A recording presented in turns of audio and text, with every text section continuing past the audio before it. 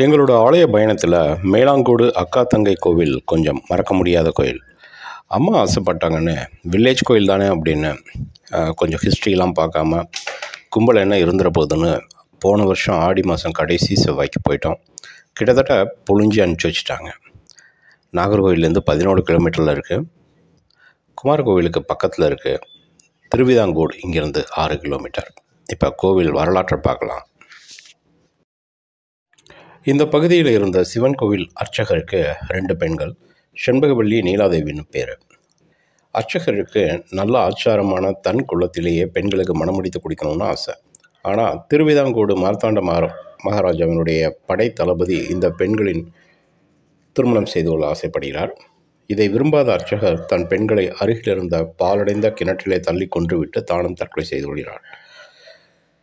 இளம் வயதில் இறந்து போன அக்காவும் தங்கையும் அந்த பக்கம் வருகிற எல்லோரையும் கொல்ல ஆரம்பிக்கிறாங்க.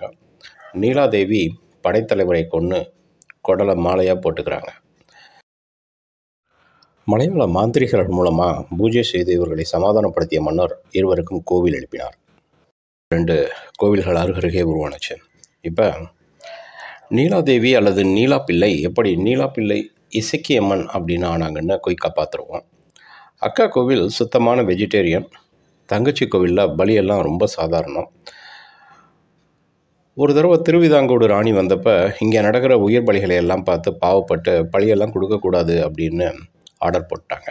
அன்னைக்கு நைட்டு அவங்களுக்கு உதிரப்பெருக்கு நிற்கவே இல்லை. மன்னர் நடந்ததை அறிஞ்சு நீலாதேவி கோவிலில் பழிக்க அனுமதி கொடுத்ததும் உதிரப்போக்கு நின்று இருக்கு. அதுவும் இல்லாமல் ராணி கனவில் நீலாதேவி வந்திருக்காங்க. அவங்க ராணிக்கு இசக்கியம்மன் மாதிரி தெரிஞ்சிருக்காங்க. அதனால் நீலாதேவி இசக்கியம்மன் அப்படின்னு தங்கச்சி அழைக்க ஆரம்பிச்சிட்டாங்க. அருமையான இயற்கை சூழலில் அமைந்திருக்கக்கூடிய இந்த கோயிலுக்கு வாய்ப்பு கிடைச்சா கண்டிப்பாக போயிட்டு வாங்க. இந்த கோவிலுக்கு அருகிலேயே காலகாலர் அப்படின்னு ஒரு சிவன் கோயிலும் இருக்குது.